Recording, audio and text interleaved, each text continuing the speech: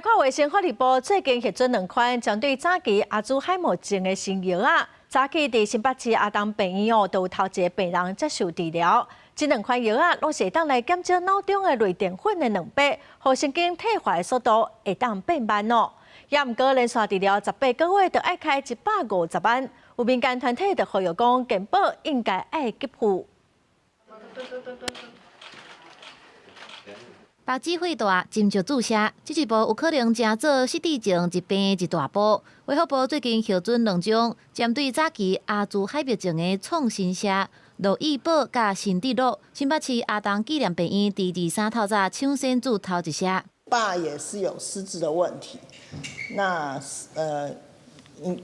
他从一个轻度的失智到一个严重的失智，这个部分我们都有看过。如果这个药可以让他可以再多个5年或10年的生活品质，是很值得的。83岁查某病人正做全国头一个，家属分享讲，因为厝内已经有失智症的个案，所以对相关的议题特别注意。1年前，经过患者家己讲记忆变歹，后续经过长暂的扫描，才确定是失智症。若初步评估，患者认知功能障碍检查满分100分有92分，建议身体量表30分有28分，是属于轻度认知的障碍。我们并不敢讲今天补上的这一个拼图，能够实质上有意义的改善大部分的患者，但它终究是一个实证医学验证过的一个期待。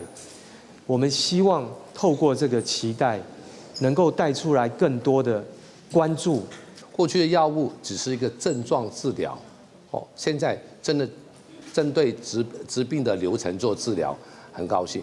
那这届核准的2种药啊，拢是透过清掉脑中致病的类淀粉2倍，延迟神经退化。那66趴注新地洛的患者，大约伫1年了后，会当完全清掉类淀粉2倍。那其他是需要1.5年左右。不过这18个月疗程，都需要150万。其实像这个月有一些癌症的药物，也在类似的一些免疫疗法的药物，虽然1年200万，也是健保开始在给付了，所以希望健保能够及早的去思考这些病患的权益。统计台湾失智人口突破35万人，其中7成正做阿兹海默症的病人，安怎面对高龄化的疾病，也正做医疗重要的问题。公司新闻采访报道。